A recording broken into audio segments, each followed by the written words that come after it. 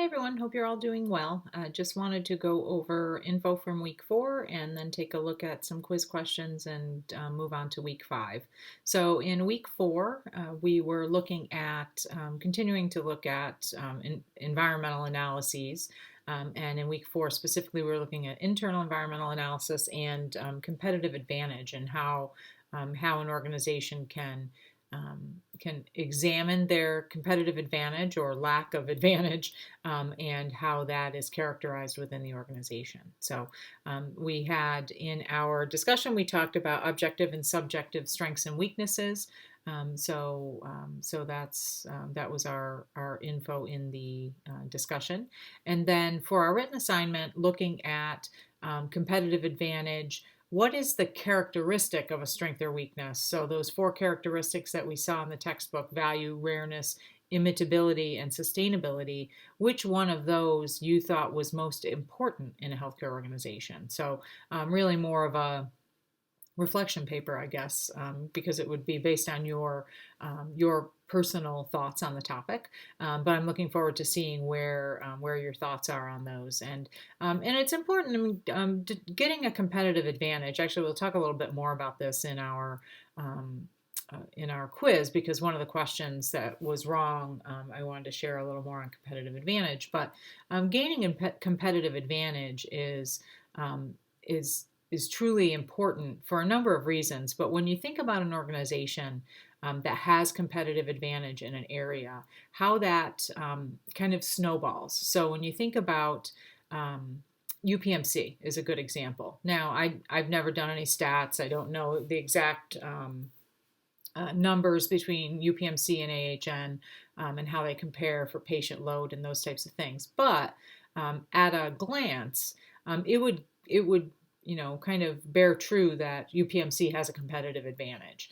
So why is that? Well, there are a number of things. They do a lot of things well. As you talk to, I actually had the opportunity to speak to someone that works in one of their facilities on the staff side in nursing the other day, and she said, I love our patients, I love the care we provide, I love the opportunities that are available, but I don't like working for this company. So even when there is what appears to be an advantage or positivity to the external environment, some folks have trouble in the internal environment, that it is negative, and people stick around in roles like that because of the tie to their work, the tie to their patients, etc. So what can appear a competitive advantage comes from a lot more than just that they pay their staff well, because in a lot of cases they don't, that they that they treat their staff well, which in a lot of cases they don't, and that they are providing a superior product, because they aren't necessarily doing that either. AHN provides great healthcare. So competitive advantage is much more than that. To some people, they would see UPMC as superior over AHN simply because they see UPMC ads everywhere they go, or because they're Steelers fans, and that's UPMC is linked to the Steelers. So there are lots of things that can drive competitive advantage. There are things that we have control over, and there are things that we don't. So that's an important piece. And then we have the quiz and the ed puzzle. So that's that. Let's take a look over at the quiz. I apologize, I'm recording multiple videos here at once, so some of them are uploading. So from our quiz questions this week, and this is where I kind of want to, actually I'm going to make this small because I'm going to go back to the other page there in a second. Any organization that develops a better product, delivers a better service, or establishes a substantial cost advantage will have a competitive advantage. And the answer here is false. And this kind of relates to what I was just talking about. Just because you may have a better product doesn't mean that you have an advantage, or because you deliver a better service doesn't mean that you have a better advantage. So let's take a look over here. One of the slides that was in the classroom I thought was a good a good option for us to look at. So with competitive advantage, we're always looking to build value for our patients. And there are so many aspects to value when we're talking about patients. If you're talking about other types of business dealings, you're still trying to build value. So what are some of the things that we can do to have competitive advantage to build value for our patients?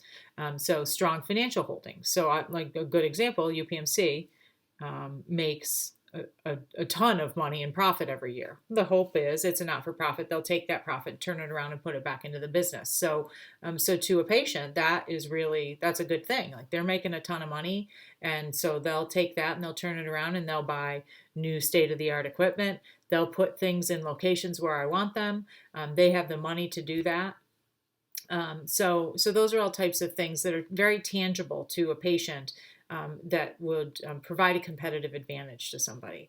On the flip side, intangibles. So reputation, positive image, name recognition, those types of things are all really intangible elements that create a competitive advantage for somebody.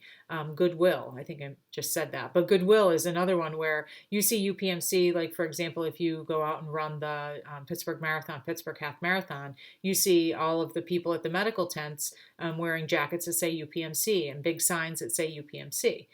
So that shows that they're out there. I mean, all of the medical volunteers are likely not UPMC employees, but they sponsor the medical areas, and a lot of them are likely UPMC nurses, physical therapists, athletic training folks that are coming out to help people that are running along the course. So that's providing goodwill. They're not getting paid to be there. It's a volunteer activity. But some of the things that could be problematic, positive organizational culture. I'm sure not everybody feels negatively about the functionality of their culture, but there are certainly more than one person that work there that don't see it as a positive organizational culture. However, the positives in the workplace outweigh the negatives. So there may be a negative culture or a toxic culture from the management side, but not in the caregiving side. I personally see UPMC providers. I've had really excellent experiences, and I've had horrid, terrible experiences. It's a flip of the coin as to what you're going to get. But it's important to know that even though there are people that have negative experiences, because some of their competitive advantage is so strong, it's not going to tarnish that reputation. So just important to think about, like from a reputation standpoint. Obviously, I come from a compliance background. When organizations have massive fraud cases, or when they have significant HIPAA breaches, they can really impact a company's competitive advantage. Who's going to want to go to XYZ hospital if we know that XYZ hospital is taking data and just leaving it out there for others to access, or if they're taking your health insurance information and submitting fraudulent claims. So those things can really impact a person's or an organization's reputation, and therefore their competitive advantage as well. So let me flip back over here to here we go. So just because they provide a better product, have a better service, or provide it cheaper, does not mean that they will have a competitive advantage. The cost thing, I'll just mention this quickly. So, cost, you would think cost would give a competitive advantage, especially for an even product. So products are even. Some folks would say, well, everyone's going to go with the cheaper place if the quality of the product is typically even. That's not really the case. I mean, there are for some people it would be, but generally overall, cost is not necessarily a driver. Oftentimes, people will pay more for something, assuming it's of better quality because it costs more. It's not always the case. It might just be the way that they've created that cost model for whatever it is. But the example that I have is, so I'm not a fan of the grocery stores in the Pittsburgh area. I've yet to find one that is of the quality of the grocery store that I was used to back in New York. So we will actually even at times get in the car and drive 2 hours north to Erie, Pennsylvania, to shop at Wegmans, which is the store that I'm used to, because to me, it's a better experience. Obviously, the cost is much higher, if nothing else, the 4 hours of driving back and forth. But in some instances, costs can be higher at Wegmans because it's just a higher cost store. But to me, the quality is better. Now, if you were to take an apple from Wegmans and an apple from the Market District and put them side by side and eat them, you probably would not notice a difference. But to me, the quality seems better because it's a better experience for me. Similarly to what was I had another example that popped into my head and it just fell out. A coffee is a good example. So some people will go to Starbucks and buy coffee, plain old coffee, and will pay $2, $3 for a cup of coffee, not a fancy coffee, but just a plain old coffee. And you can go to McDonald's and get a coffee for 99 cents. So it's interesting that people are driven to Starbucks because Starbucks has fancy rewards programs. They have other elements that make that competitive advantage for them in the coffee market. McDonald's coffee is not that bad. It's serviceable and it's something that if you're looking for a cup of coffee, you can drink it. But because that's not what they're known for, they don't have that competitive advantage in the coffee world. They've tried. They've tried the whole McCafe line and started selling fancy drinks and whatnot to try and get folks to come there for their morning coffee instead of going to Starbucks for their morning coffee. But there's certainly a cost advantage. And in most cases, the product is probably similar. But Starbucks wins that fight every day. So the next question, organizational structure increases patient satisfaction by effectively and efficiently facilitating the service delivery. And the answer here is true. So this kind of goes back to what we were just talking about how there are a lot of things that can relate to competitive advantage and relate to good service being provided to patients. And having an organizational structure where it makes sense, it's got a good culture, there's the appropriate number of managers, there is responsiveness to problems in the structure. So patient comes in, let's say it's a physician office. Patient comes into the physician office, they try and check in, and accidentally they've forgotten that their appointment was the day before. They had marked it down the wrong day. There are some practices that would just be like, okay, sorry, it would be the decision of the person at the front desk, and they would say, sorry, your appointment was yesterday. You're going to have to move along. But there would be other practices where there would probably be a structure. So the structure would say, okay, we'll take that up to the office manager. Let the office manager take a look at the schedule, seeing if they've had any cancellations. Maybe if nothing else, they can offer for the patient to wait until the physician gets a free moment in their schedule. They might have to wait a little bit, but hopefully they would get a free moment to check in with the physician. There's lots of things that you can do. And if you build a structure that allows for that kind of service recovery, it will impact the service delivery overall.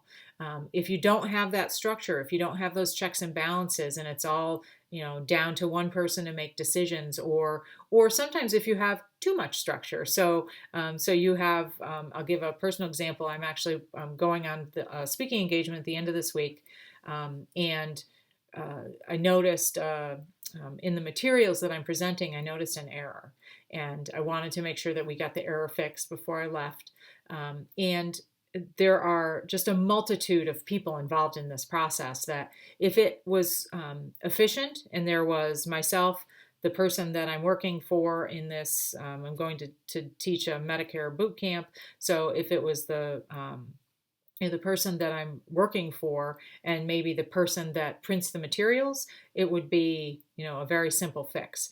But there's a multitude of other people involved in this, and it has made it an absolute nightmare to the point that, I was up at midnight last night typing an email to try and fix it. And 4 a.m. I was up worrying about it thinking, oh gosh, I've got to leave for St. Louis in 2 days and this isn't fixed. So sometimes too much structure, too many layers can be problematic. So it's really, you need to find that appropriate, that appropriate structure that allows for checks and balances and making sure that patients are cared for appropriately, but doesn't bog down the system where you need 12 levels of approvals in order to provide something to our patients appropriately. So just a couple of examples to think about there. So let's go back out here and take a look at week 5. So for week 5, we're actually moving into mission, vision, and values. So mission, vision, and values are a significant part of building the culture of any organization, but they also really feed into those strategic goals. So if your mission, vision, and values are to provide great care to patients, provide care to patients that maybe are in need, you're a not-for-profit and you're really trying to help patients that have a financial need or have lack of access, those types of things. That could be what your mission and vision are about. But then if you go out and try and create a cosmetic surgery center, or so you're spending the organization's money on building a cosmetic surgery center or on some other type of superfluous activity that doesn't really seem to support the core mission, then that's problematic. So you really want to make sure that your strategic goals link back to your organizational mission and vision. Now, that doesn't mean that some place that is a not-for-profit couldn't have a cosmetic surgery center. It just needs to be a part of your structure. Maybe within your organization, maybe you have a strong plastics fellowship in your hospital, and to help support maybe pro bono work for patients that have cleft palate or cleft lip or those types of things that really require significant plastics work. A lot of times people from outside the country who don't have access to plastic surgeons to do those types of reconstructive surgeries will come to the U.S., and U.S. physicians will do work for them for free, pro bono. So maybe that cosmetic surgery clinic that you build helps to support that type of work, and then it really would fit within your mission and vision. But you always want to be looking back to that mission, vision, and values. We just had this same discussion with regard to the program that you are in at RMU. So one of the elements of our vision of what we have for the future, the RMU Health Service Administration vision, is that we're looking to become a more national program. So the bulk of our students come from the Western Pennsylvania area, but our programs are online. Our online programs are online, so anyone could take them. It could be, in California, it could be in New York, could be in Florida, could be in England, could be in South Africa, anywhere. So that's one of our visions, that we really want to grow the program and make it significant and national. So we have folks from all over give different ideas. It really could enhance the educational experience. On the flip side, as we were looking to put together activities for the programs, it was brought up that we should have more on ground in Pittsburgh networking sessions, and that we might make those mandatory or assign points to them in our classes. And so it really was a matter of us kind of taking a reset back and saying, look, our vision envisions us being a more national program. We really can't require someone to come from South Africa, England, or even New York for a 3-hour networking session at night. So you need to find a way to get those elements, but in return do that in a way that meets the needs of our students that we're looking to reach, so that national population. So I'm obviously not a healthcare example, but a good example nonetheless, where we really did kind of wind back and say, what's our vision say? Is that really in our vision? Well, probably not. So let's find some other options. So mission and vision, obviously important this week. A couple of our assignments for this week in the Flipgrid, we're going to be talking about vision, and that who is responsible for the vision. So as through the reading, you'll discover that many will say that vision is the responsibility of the leaders of the organization. So the mission is carried out by the staff, the folks that are living that mission every day, but the vision is really responsibility of the leaders. So why is it important for a healthcare organization to have keepers of the vision? And maybe even who is the keeper of the vision? Is it the CEO? Is it the entire administrative team? Or is there no keeper of the vision? And it really should be done, across kind of a grassroots effort. So just some things to think about there. And then for our writing assignment this week, we are looking at a mission statement. So Take a mission statement. It could be where you work. It could be preferably healthcare, but it could be where you work. It could be, somewhere that you seek care. It could be just one that you look up online and find. But it's more helpful to have some personal connection to it in some way, either as a patient or as an employee, because you're going to take a look at that mission statement and kind of dissect it. What are the things that you think should be emphasized, that are the most important? What do you think is part of that mission that really creates distinction? So what in that mission statement really sets them apart from other similar organizations? And then also go through and see if there are things that you would change, either from your experience or just because you don't feel it's appropriate or it's not effective or more detailed enough, whatever you might think. But then give us some explanation as to what changes you would like to make, why you would make those changes. So hopefully that'll give you a good experience with mission vision. Mission is a tough thing. It can be difficult creating and revising mission and vision statements. And we did a lot of that as we were working through our accreditation process for AUPHA and CAMI, so our accrediting bodies for our programs.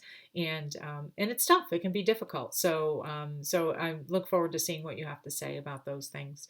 And then we have our quiz and our ed puzzle. So that's all I've got. As I've mentioned, I will be out of town part of this week. I'll be out of town Wednesday, Thursday, Friday, but I won't be in my office, but I'll be on email. I'll be, you can reach me via text, via phone in my office. The messages will come right through to me. My availability during the day will be limited because I'll be teaching all day Wednesday, Thursday, Friday, but I'll be on at breaks and at lunch, or at breaks and at in the evening and whatnot. So if you have any issues, please reach out.